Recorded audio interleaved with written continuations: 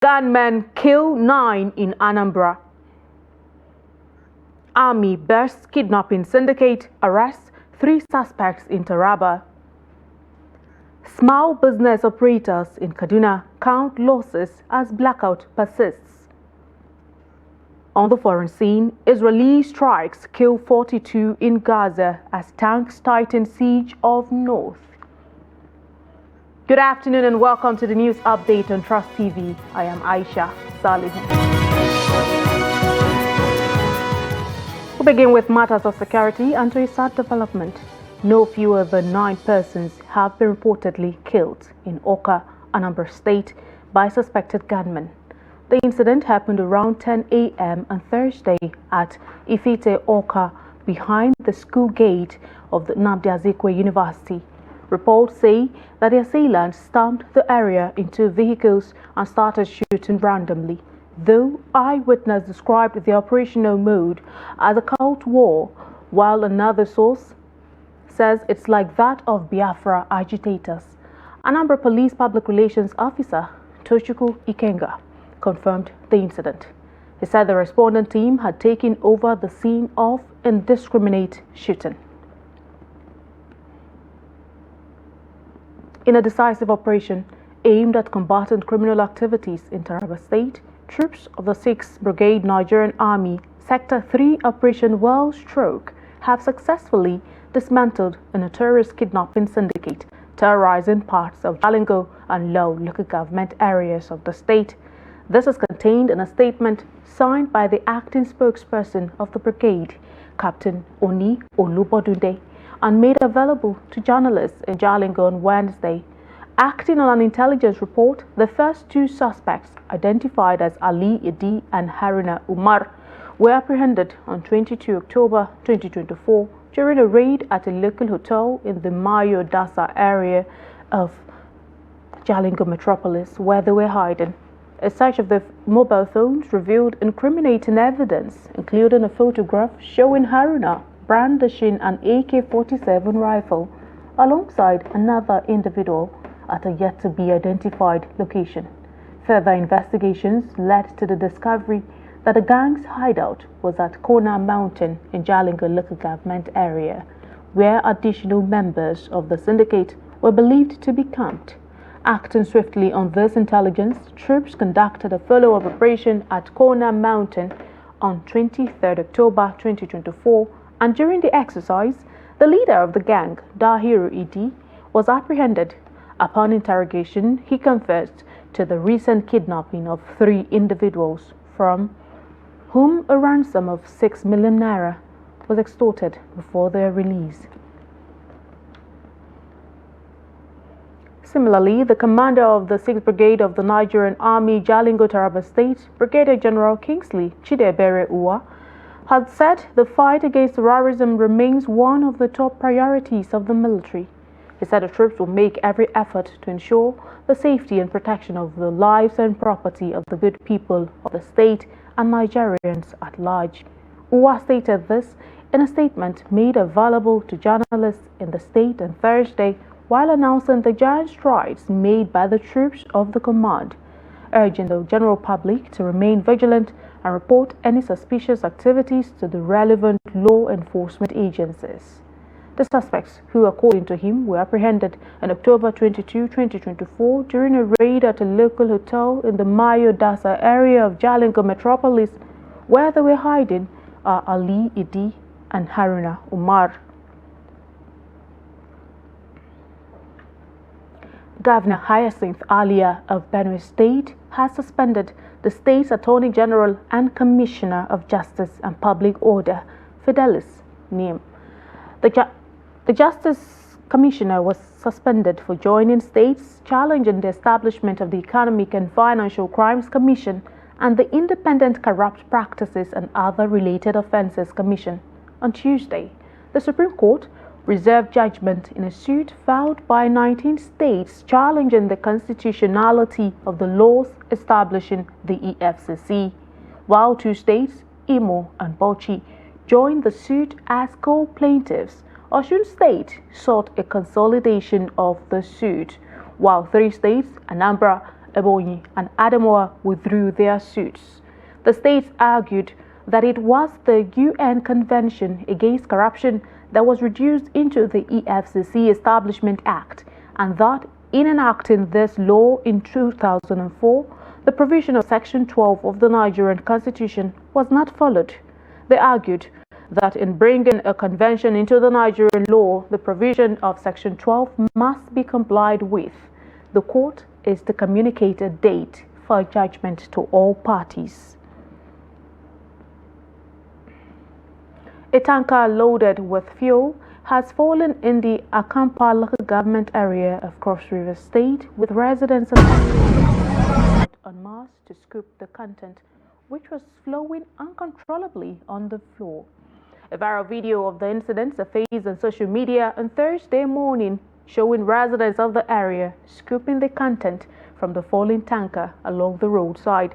Some of them carried buckets, others were with kegs taking fuel from the tanker.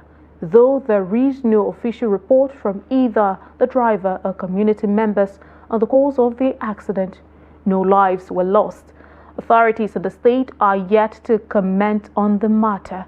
The development has raised concerns, especially after the death of about 180 persons in Jigawa who were scooping fuel from a falling petrol tanker.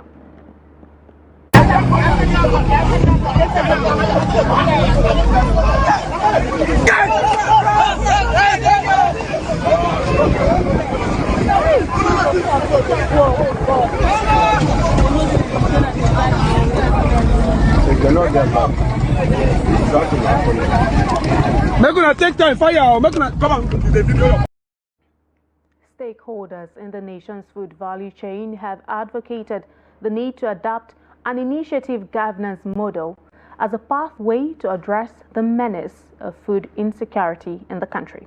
They spoke on the heels of the revelation by the World Food Programme that the number of food insecure Nigerians increased significantly from 66.2 million in the first quarter of 2023 to 100 million in the first quarter of 2024, with 18.6 million facing acute hunger and 43.7 million Nigerians showing crisis level or above crisis level hunger coping strategies as of March 2024. Neil Sampson has the rest of the story. We saw development control, they came here, and the next thing, they started removing houses. There was no prior notice, they didn't tell us anything. All we heard was that the minister was interested in the place. That was the only thing they told us. And that they said they should remove anything that is existing there. And we have a layout here, which the same director of development control signed approvals on. So I don't know why they are doing that. They did it in Centenary City, and for 14 years now, we have been going for relocation. Up till now, we have not gotten. But if they are interested in a layout, they do it within 1 month. Within 1 month, they do it. So up till now, we have not gotten replacement from Centenary City till today. Now they came here on Wednesday. They said they were sent on Wednesday. They marked few houses on Wednesday. And the next day they came with machine to come and remove. Normally they give us notices. First, second, third notice. None was given. Okay, tell us what the reason why you are removing the properties. They don't want to tell us. So they came here with policemen firing tear gas, and even the police people refused to listen to us when we were calling on them, at least to interview us. Let us know what exactly has happened. Yes. They were shooting tear gas. Even a civil defense guy cocked gun on me that he was going to shoot me. And they came with yes.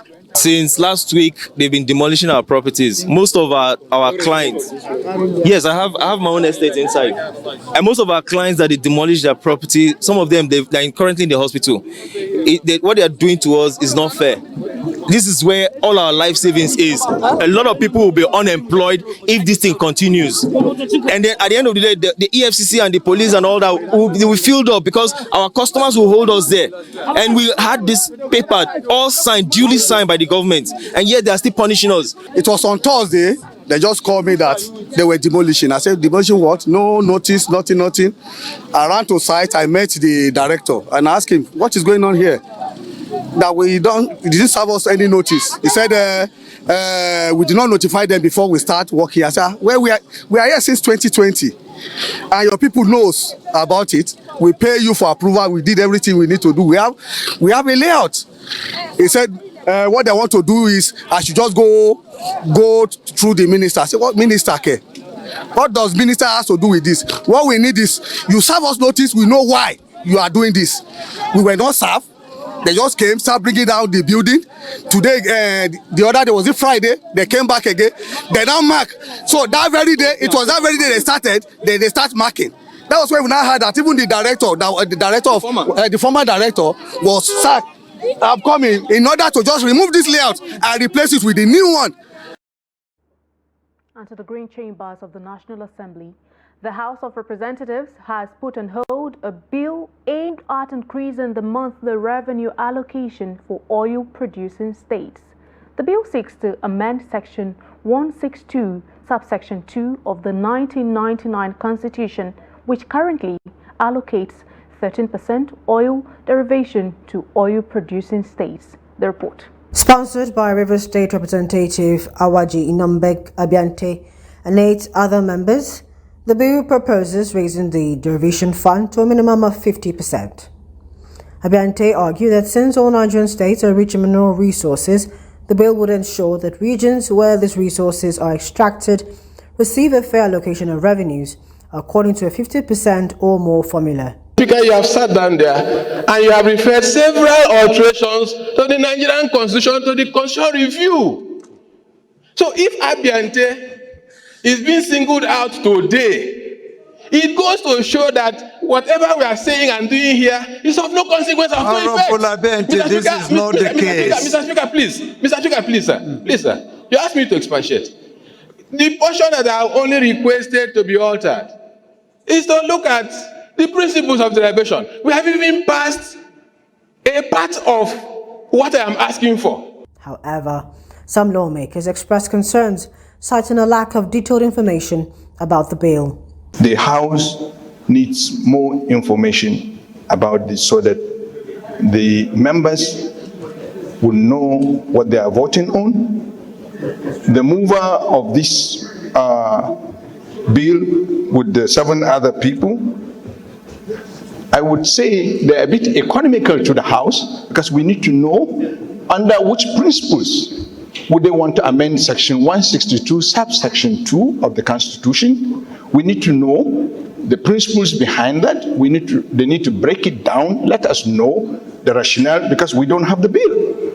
Section 162(2) says the President often received of advice from Revenue, Mobilization, Allocation and Fiscal Commission shall table before the National Assembly proposal for revenue allocation from the Federation account. In determining the formula, the National Assembly shall take into account allocation principles, especially those of population, equality of states, internal revenue generation, land mass, terrain, as well as population density. Nothing will happen to a bill. We'll just give a little more time for members, now that they are aware of this particular request from you, to go through, and then on Tuesday, we'll resume debate on this particular matter. I don't think if there's any issue, and just a 1 week extension will not hurt the consideration of this particular bill. So, with your kind permission, we can step this bill down to Tuesday next week for continuation of debate. As a result, the bill was stepped down. In a separate development, a similar bill sponsored by Mark Esiet, which advocates a 60% revenue allocation for oil-producing states, passed its second reading in the House. The Speaker, this bill seeks to encourage states, all the states of the federations, to develop all the God-given natural resources that we have. It will discourage states from overdependence on the federal allocation that comes to their states. Proponents of this bill argue that if enacted, it will drive the development of resource-rich states, ultimately benefiting citizens through broader economic impacts. The House of Representatives has also passed for second reading a bill seeking to repeal the National Honours Act Cap N43 Laws of the Federation of Nigeria 2004 and the Nigerian National Merit Award Act Cap N 122, Laws of the Federation of Nigeria 2004. Leading the debate, Babajimi Benson explained that the bill aims to create a commission responsible for managing and regulating all issues related to national honors and merit awards in Nigeria. The amendment and intent of this bill is simple. It is to make the award and nomination for national awards to be merit-based. It's that simple, Mr. Speaker, and I so propose that this bill be passed for a second time. The bill proposes the establishment of the Nigerian National Honors and Merit Award Commission to oversee and regulate matters related to national honors and merit awards in the country.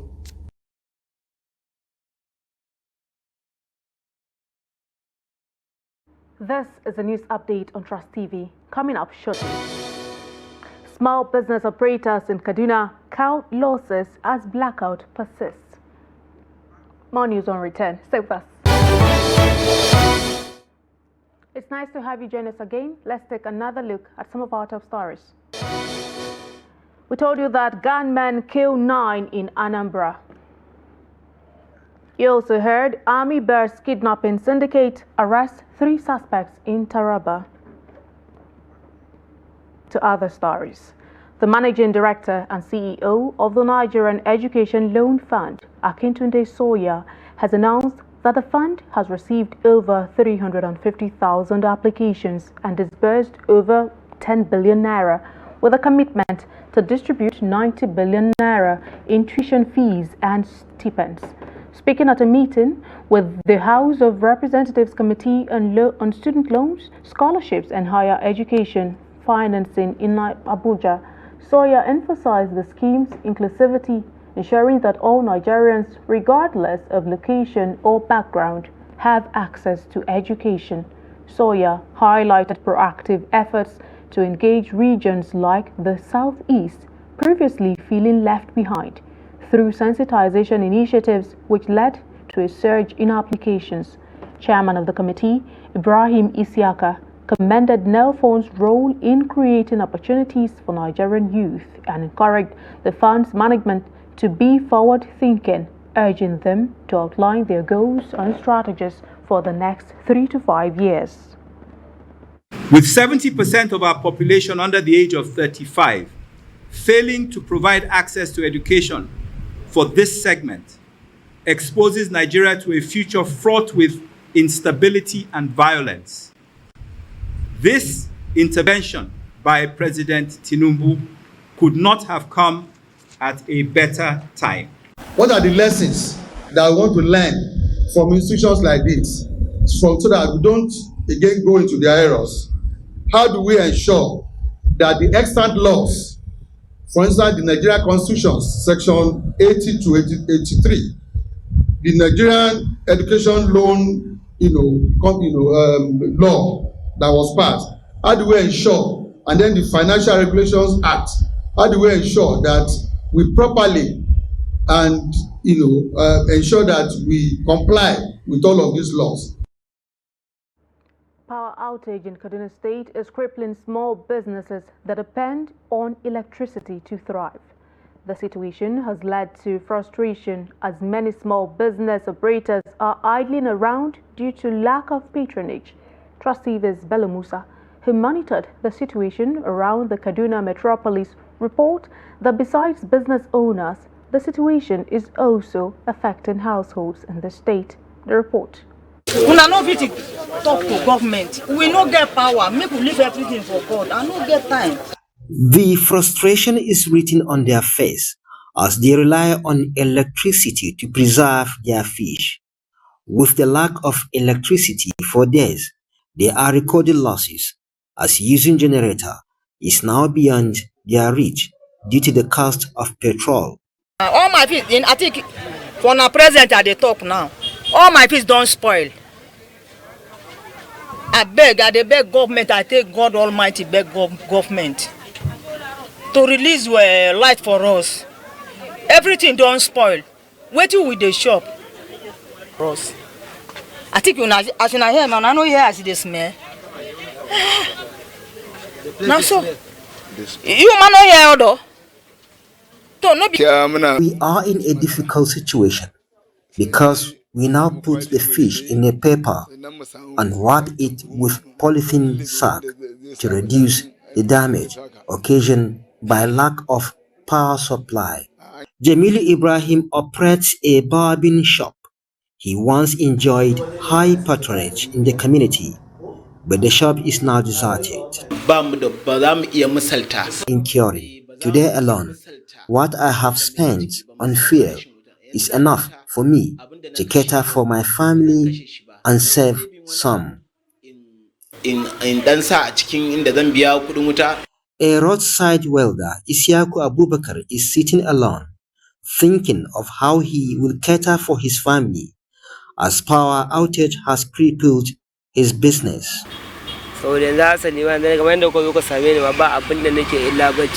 I have been sleeping since morning due to lack of patronage. It is affecting everybody.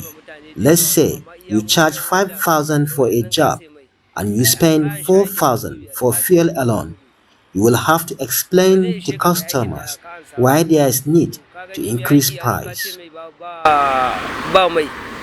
The situation is also a setback for youths who engage in crypto and other online jobs, as they have to pay money to charge their mobile phones. We are not happy because we use our funds for business, which has now been affected by power outage.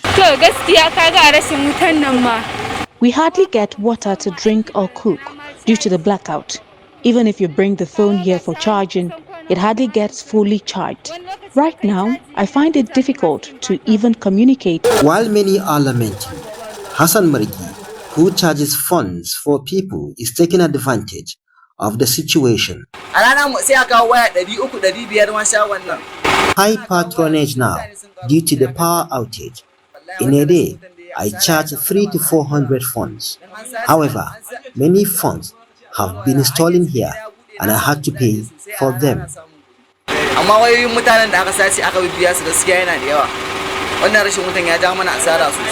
The power outage is creating untold hardships to residents who are now appealing to the authorities concerned to fix the power outage affecting many states in the north. Bella Musa, Trust TV News Kaduna.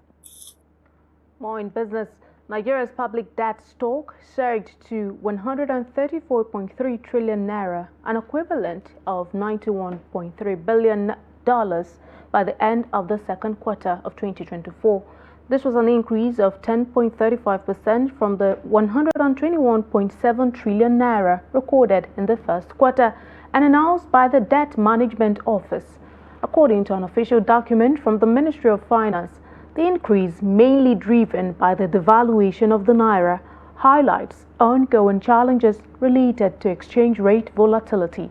According to the statement, while the total debt grew in naira terms, the dollar equivalent of the debt remained relatively stable, underlining the impact of currency movements on debt valuation. Domestic debt accounts for 53% of total debt, with FGN bonds accounting for 78%. Away from Nigeria, Israeli strikes across Gaza killed 42 people on Wednesday as Israeli forces intensified the siege of northern parts of the Palestinian enclave, surrounding hospitals and refugee shelters and ordering residents to head south. Medics and residents say the Gaza Health Ministry and the World Health Organization say they would be unable to start a polio vaccination campaign in northern Gaza as planned because of the intense bombardments, mass displacements, and lack of access. Israeli forces began the operation in the north about 3 weeks ago with the declared aim of preventing Hamas fighters from regrouping. The operation has intensified since the killing of Hamas chief Yahya al-Sinwar a week ago. Israel's allies, including the United States, have said they hoped Sinwar's death could provide a fresh impetus for peace by allowing Israel to declare that it had achieved some of its major objectives in Gaza. More on the foreign scene. Rubbish carried out by a North Korean balloon has landed on South Korea's presidential compound. Authorities say it's the second of such incident in recent months. South Korea's Presidential Security Service said in a statement on Thursday that a balloon sent from across the inter-Korean border dumped rubbish onto the compound in Seoul's Yongsan district, but no dangerous items or materials were discovered.